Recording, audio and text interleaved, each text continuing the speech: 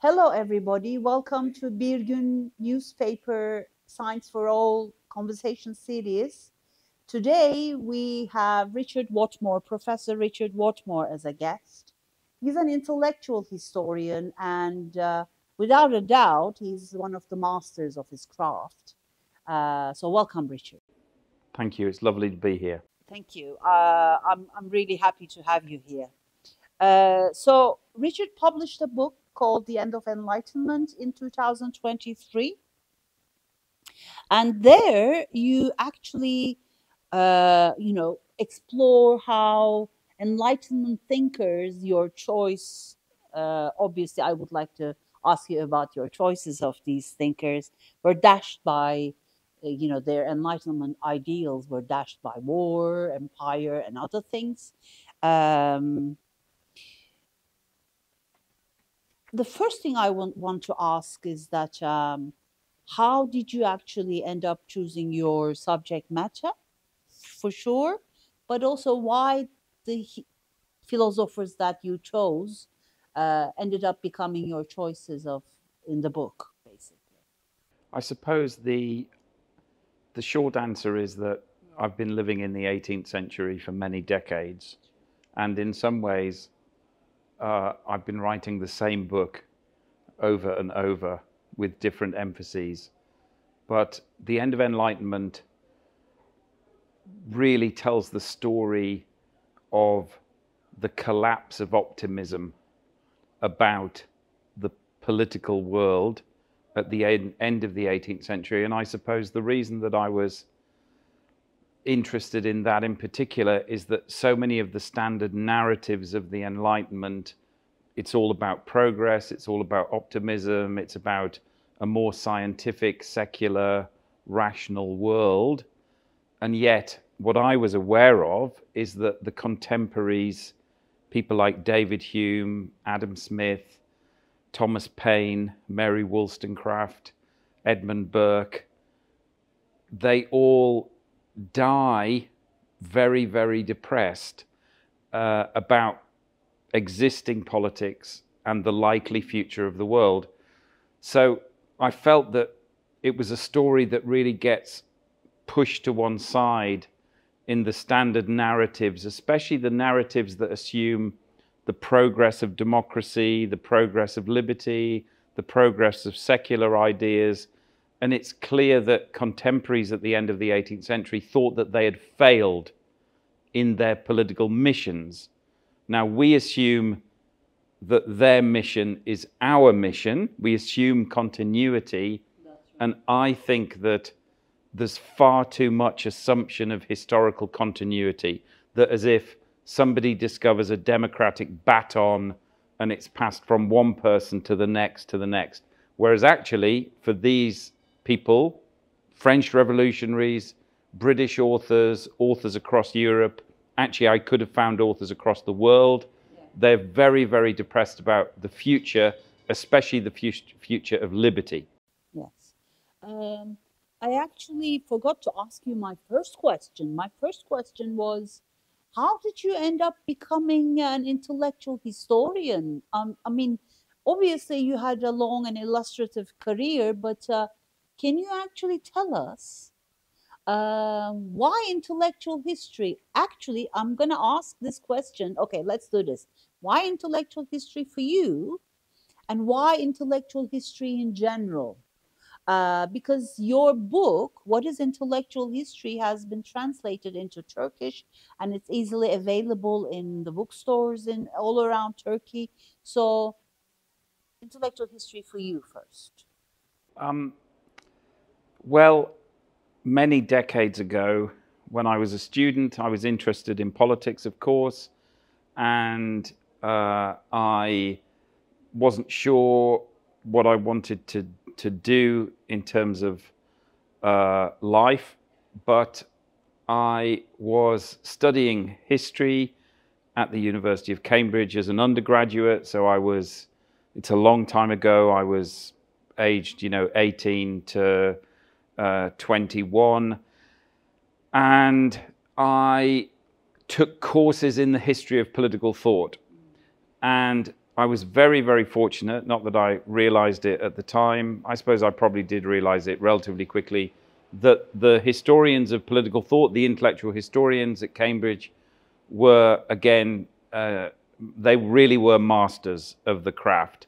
And even though he wasn't teaching undergraduates, I went to the lectures of Quentin Skinner, Richard Tuck, Mark Goldie, Gareth Stedman Jones. There was, John Donne. There was just a galaxy of really outstanding intellectual historians.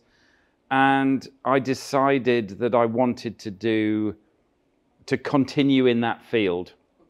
And then I was very fortunate because I had a year in Harvard, and it was 1989, 1990. And when I went to Harvard, I was very lucky to be taught by Judith Sklar. I attended classes with John Rawls. And again, there were courses by Nozick, who was still alive. This is absolutely crazy. I was lucky. Yes, I was very lucky. Very in fact, I've got an essay that was marked by John Rawls. But it's very funny because I wasn't a particularly good student. He certainly didn't think I was a particularly good student. It's a memento, but it's very funny because it took him quite a long time to mark it, and I'd gone back to the UK, so he sent it to me in the UK by the time he marked it, and it just has lots of question marks in the margin. And what does this mean? Anyway, it was an essay about David Hume, ironically enough, who obviously I've been studying ever since. So I just found, I suppose I found my tribe, which was historians of political thought, who were also intellectual historians. And I felt that I wanted to do a doctorate. I knew that I wanted to do higher level research if I possibly could. And then in the end, that put me together with Istvan Hont, who I hadn't known before. I went back to Cambridge to do a doctorate, and I worked with him. And he was a really remarkable supervisor. So I was very fortunate. And then obviously I worked at the University of Sussex for a long time, which had absolutely brilliant historians like John Burrow and Donald Winch and later Blair Worden. So I was very, very fortunate in working with outstanding people from my earliest intellectual years. And I realized, what was the point of intellectual history? The point of intellectual history was that contemporary politics can look easy, but if you look at politics from a historical perspective, then you always get a different viewpoint. And I think that has remained, with me, and it's endlessly, once you've got the skills of an intellectual historian, then you look at an author or you look at a subject, and once you've applied the tools of intellectual history, it looks completely different. You come to different conclusions, and they're usually conclusions that don't necessarily fit with what everybody else is saying. Obviously, that also gives you intellectual pleasure because it's nice to have been trained and then to apply it. And I have to say, I've always loved teaching. Yeah. So again, from the first times that I started teaching, which is probably about 21, 22, then it was great interacting with students. And even though I'm relatively old now, I've been doing it ever since. Yeah. So I found my tribe, I found my role, I found my field, and I was very lucky to do so. I've been very fortunate in my career. Yeah, that's really good story about your career, definitely. But I'm going to remind you again that part of the question, why intellectual history? But I am going to tag it on to another little question, because in Turkey there's a bit of a chasm in the knowledge of the difference between history of ideas and intellectual history. So can you tell us which is which and why intellectual history matters? So intellectual history, in a sense, it's a disastrous title for any research field because it's intellectual. So it's as if, some historians have always said to me, well, everybody's intellectual. We're all intellectual. Or intellectual, it's an elitist term, so you're only studying the great minds, the big thinkers. But actually, it's an approach. You know, what does intellectual history mean? And actually, even though history of ideas can be associated either with Lovejoy's work, for example, you know, sometimes it's associated with, I guess, Straussianism in the United States. But actually, I'm perfectly happy with history of ideas or intellectual history as a title for the field. But what it does, it's an approach. So you have to treat ideas in their own time. Yeah. So you avoid what in the UK especially you called Whig history, yeah, which is taking the ideas, taking the present context and just projecting it back in time, projecting us, our identities, our assumptions, our politics, and pushing it back. That's a complete mistake. It never captures the alien nature of the past. Of course, there are some continuities, but appreciating the alien nature of the past is what you get through a contextual analysis of ideas. And ideas in context, obviously, and I associate with Quentin Skinner above all, I guess, also the work of John Pocock, people like that. That's the key. So you treat ideas historically, you treat ideas contextually. That's what intellectual historians do. And once you're trained in doing it, you're not going to look at the past in any other way. So it's become a field that I think has had a great deal of influence because it's a very powerful research tool. You know, even using the word science, I'm happy to say that, you know, the tools of intellectual history, they're perfectly compatible with methods in the social sciences because, again, they're applied. John Burrow gave a famous, very brief definition of intellectual history, which was eavesdropping upon the conversations of the past. And if you're eavesdropping upon past conversations, then what do you have to do? You have to learn the language of the people that you're listening to. Yeah. You know, what are their assumptions? What are they saying? Why do they have views and opinions that are different to yours? That's what you have to do.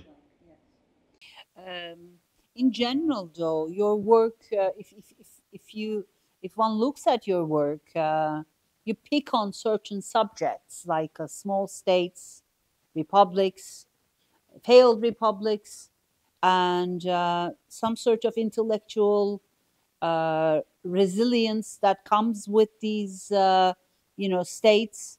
Why do you find these political entities interesting? What do they tell you, in your field? Sure. I've got a very good friend who's a well-known intellectual historian called John Robertson, he's retired now. He taught at the University of Oxford and then the University of Cambridge for a long time.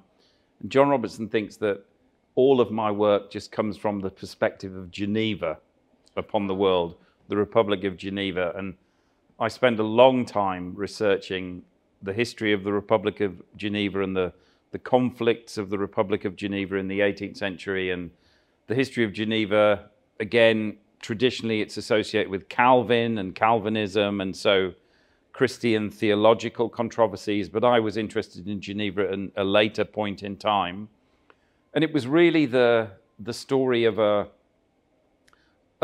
community of people who were interested in the same problem.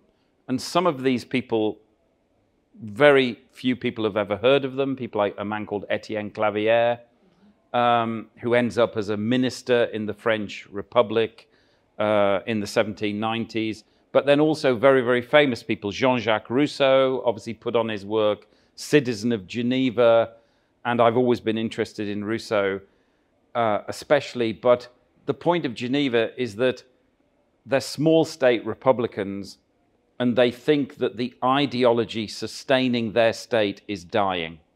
So they think republicanism is dying. And again, there was a parallel with the present because I was working on the history of Geneva when Philip Pettit and legions of other scholars were telling us, republicanism, communitarianism, Michael Sandel, Walzer, other very prominent intellectuals were saying republicanism is the future. This is a marvelous, there are liberal forms of republicanism. We just have to embrace them. Whereas I didn't think they were looking at the actual history of republics. And if you learn about the history of republics, they're always in crisis. They have real difficulties maintaining themselves. And Geneva, they felt they were being undercut by the commercialization of global commerce. They didn't have a military. They were dependent on the bigger powers, especially France. They were worried about invasion from Savoy. And so the Genevans really, they were the history of political thought in miniature. So I've always felt that the small states, I guess, revealed the crisis of every state, which is how to maintain itself, especially if you've got a so-called free state where you have elections. You know, the Genevans think that they are free. They have a very complex structure of government, which Rousseau thought was one of the greatest created in history for liberty, but he also thought, like everybody else, that it was failing. And I guess I've always been interested in failure more than success. Who wants to study success, given we've got problems all around us? I think you can learn far more from the history of failure, especially failure in politics, and that's something else, partly through this interest in Geneva that I came through by a series of accidents that I won't go into, but that's why. Also, kind of, would you say the kind of study you're doing is some sort of a microhistory where you actually pick upon, you know, certain states and project your ideas or make assumptions or conclusions about the general scheme? I mean, would you consider yourself as a micro historian? Yes, I don't mind that description because, again, what does context do? You know, the traditional way of studying, well, one of the traditional ways of studying the history of political thought was to study canonical writers. So you might have studied Hobbes, I mean, you might have studied Aristotle and Plato, and you might have studied Hobbes, and you might have studied Rousseau, and you might have gone on to John Stuart Mill or Nietzsche. Now, the way that the history of political thought was taught traditionally was to see all of these great authors in a conversation with each other. Right. And contextualism is to look at the miniature, which is why I like the microhistory idea, which fits. And again, what you discover is, you know, who is somebody, say, Thomas Paine or Edmund Burke, who are they engaging with? A whole range of writers whose names are lost, whose books are forgotten, journalists, sometimes you don't know their names, sermons, a whole variety of forms of literature. So it's getting away from the great texts, it's getting away from the great books, and it's studying, I like to study figures who are trying to solve problems. So they have an idea to solve a problem, and then they fail. And then they change their idea. They might think they're espousing the same philosophy, but they're changing. So they change in response to events, and then they might fail again. So they change again. And especially in a period like the French Revolution, we generalize about French republicanism in the 1790s, but a republican like Jacques-Pierre Brissot, for example, he has an idea of a republic and then it fails, and then he changes it, and then it fails again, and then he's guillotined. So he's dead. Thomas Paine lived through the period, even though he's arrested during the period of the Terror for 11 months. He's in prison in Paris, but he always thinks of himself as a Republican, but his Republican ideas adapt to circumstances. So I'm interested in the adaptation of a political idea in particular circumstances and the way that the idea changes in response to events.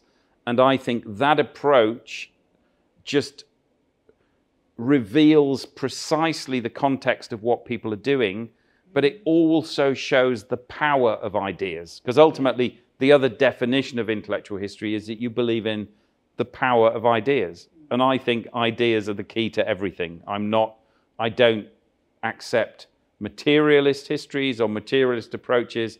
Everything is about ideas. Yeah. Okay. Um, Shall we talk about your long-standing editorial work at the journal History of European Ideas? Because, you know, actually, this journal, I should mention our, viewers. It's so relevant to what's going on in Turkish academia today, but I think it should be known among Turkish academics, and they should publish more in this journal. So, can you please tell us how you started and how it's going on? I think 25 years you said you've been doing this editorial work? Yes. I mean, again, like most things in life, it starts with an accident. And the accident was that some of my senior colleagues, again, the man I've mentioned who defined intellectual history, John Burrow, he was asked to edit the History of European Ideas. The History of European Ideas had been purchased by a publisher called Elsevier, and they wanted a new editorial team. The old editorial team were not happy, and John Burrow generously involved junior faculty, myself and a man called Brian Young. And I really enjoyed editing. It was, again, I'd encourage anybody to edit journals. You know, obviously these days there's all sorts of different species of journals, blogs and other things. And it's something that I realized that I enjoyed. And I think as an editor, it's a very privileged position because, you know, you can go to an academic event and you can say to younger scholars especially, you know, that's a great conference, or what a great idea. Perhaps we'll publish a special issue of a collection of articles. And of course, during this period of time, the publishing world has been transformed. Again, the publisher actually sold the journal to Taylor and Francis, so it's become a Taylor and Francis journal. And so it's been a real privilege to edit the History of European Ideas. And even though now I'm a kind of dinosaur editor, I enjoy doing it, and I'll probably keep going as long as I'm able to, because it's been one of the great privileges of my life to edit a journal, which means seeing research through to publication. Exactly. And making it accessible. Constant in touch with new work. With new work, with again, as I say, with younger scholars, sometimes with brilliant established scholars, sometimes scholars whose work might be less well known. They assume it's the Anglosphere. I mean, I don't really think it's ever been the right description for History of European Ideas. But again, you know, we take a lot of work that's been translated, major work in other contexts, other languages. I've always been very keen to do. You know, we've always done editions of texts and review symposia. So it's again, the publishing game has changed. The work of an editor, the kind of things that we publish, but it's really been for the better in the case of the History of European Ideas. And of course, we created another journal called Global Intellectual History that's edited by a fantastic scholar called Rosario Lopez in Malaga. And that journal, again, I'm very, very proud of it. So we kind of cover the globe of intellectual history. Yeah. So I'm going to jump from being an editorial role, having an editorial role. I'm going to jump to your other extracurricular activity, which is being the head of Scopus Arts and Humanities section. So Turkish academics, listen up, because in the world of Q1, Q2, Q3 journals, Richard sits, and deals with these journals and accepts them or rejects them in the journal world. So, would you say it's hard for a scholar or a journal that's coming from outside of the Anglo-American Academy to get ahead in this world? What do you say to that?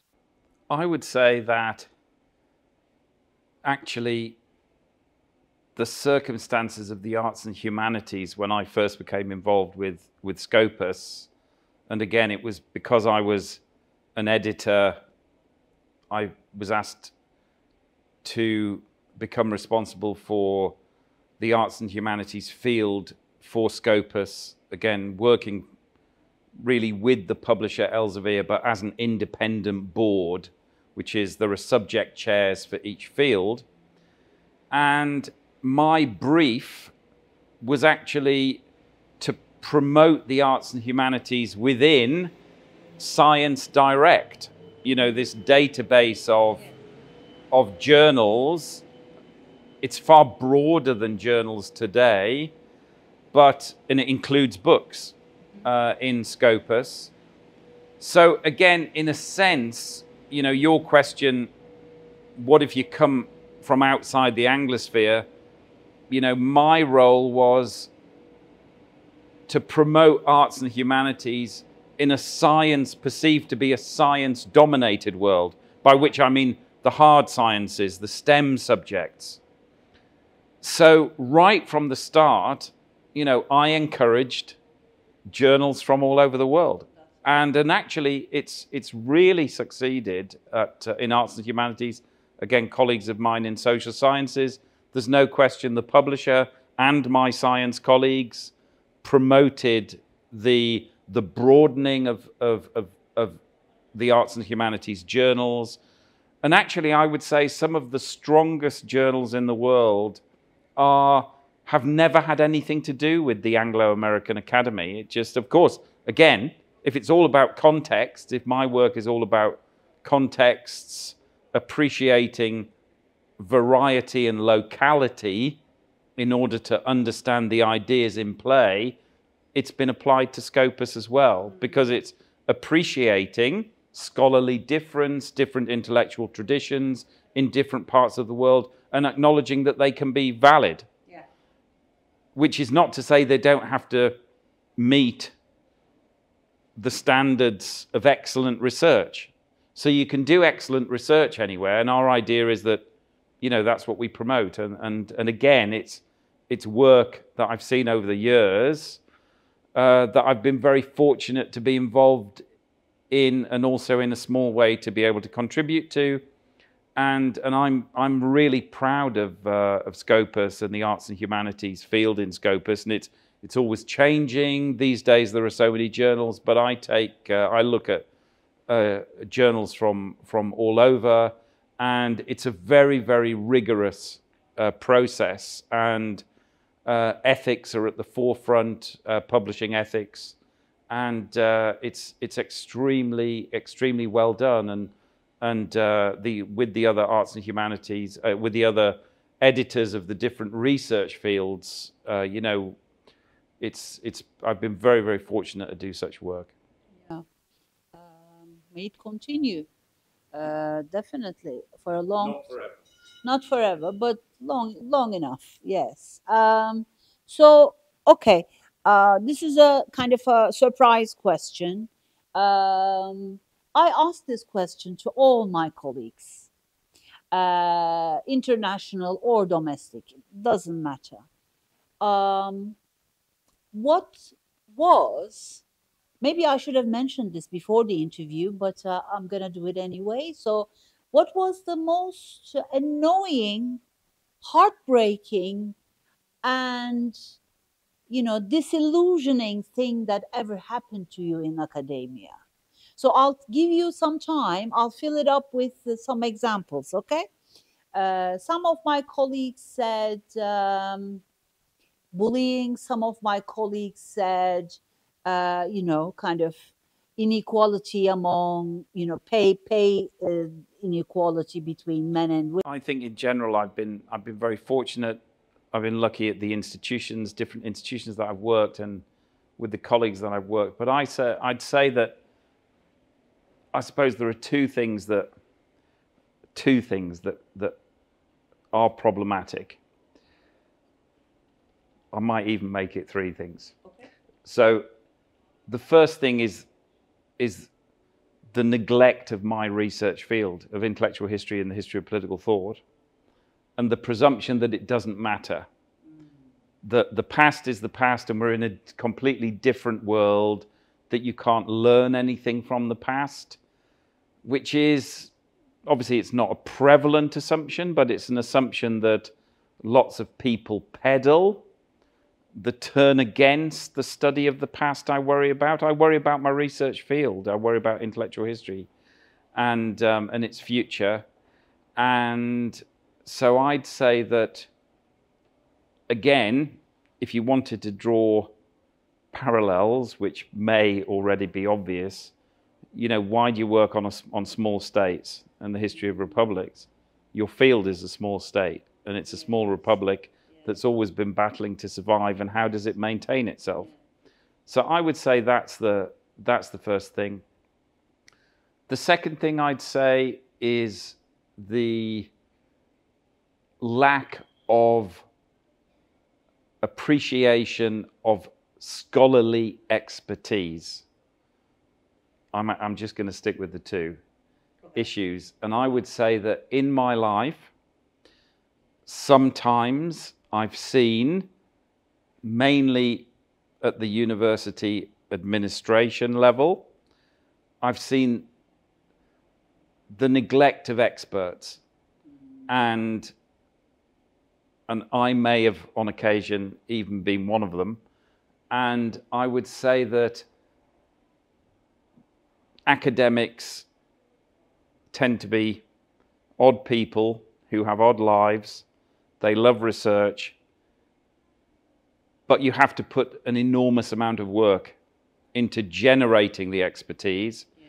And sometimes, again, people come along and they, again, the word would be railroad, or they want to change everything, throw everything upside down, start from scratch, have a revolution, apply, you know, bureaucratic or whatever other principles are being posited. And on occasion, I think that academics in general, they have expertise and they deserve to be listened to. Obviously, it'll sound like a kind of self-interested complaint, which it is, but I think if you're a scholar, then appreciation in that sense of being listened to. You might not be right about something, but I think you need to go through that process. And again, I think in our world, there's not necessarily a general, obviously I'm not going to generalize because I've said everything depends on the particular and the local. That's the philosophy being espoused here. So it's not going to be the case everywhere, but sometimes you feel, let's have change for change's sake. Let's present ourselves as radically transforming everything. Let's bring in a white knight from somewhere else who's going to transform everything and not listen to the parties. And I think that's always a mistake. So without going into specifics, I'd say those are the kind of 2 areas. Defending your research field is an issue, but then defending academics in general, and scholars, I think in general, that's valid. When I see it not happening, or I see scholars not being appreciated, then I'm concerned about that. Right, fair enough. I would sign that letter, you know, as well. Last question. If a Turkish student emailed you and said, I would like to work with you, what would you say to them?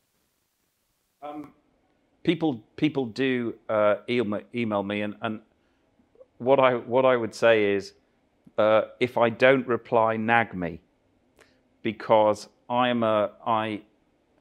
one of those terrible people who I receive a lot of contact, and some of the most interesting, you know, you get an email out of the blue and it's interesting, and I'm one of those people who, if something comes in that's might be unexpected, then I think, oh, well, I'm going to reply to that properly, so I set it to one side, and then I forget about it, other things come in. So I would say the main thing is always nag. I think nagging is an underappreciated virtue.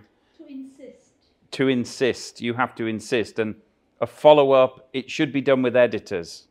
You know, scholars, especially young scholars, they should press editors, if they're editors of an academic journal, what's the state of my paper? Am I going to get a decision? So I would say if somebody ever contacts me, if I don't reply quickly, then push me to reply, because it's always a pleasure. That's one of the great joys of being part of, obviously it used to be called the Republic of Letters. That's right. Being part of a kind of, let's call it a global community of scholars. That's right. Then you have to reply. You have to reply to everybody. Yeah, true. And that's one of the great things about it. So, but I know myself, so I know that if it doesn't happen immediately, then always push me, and then I will. Okay. And the last bit of news that I would like to give is that The End of Enlightenment, Richard's book that was published in 2023, is going to be translated into Turkish, so we will be able to read Richard in Turkish. Well, already his books are in Turkish, a couple of them, but End of Enlightenment will be in Turkish. So I'm going to thank you so much for being in Istanbul, being with me, and putting up with me. Have pleasure to have you here, definitely. Well, you're wonderful, and I've had a wonderful time. I always have a wonderful time in this city, and it's always a pleasure to be here. Thank you, Richard. Thank you. Thank you.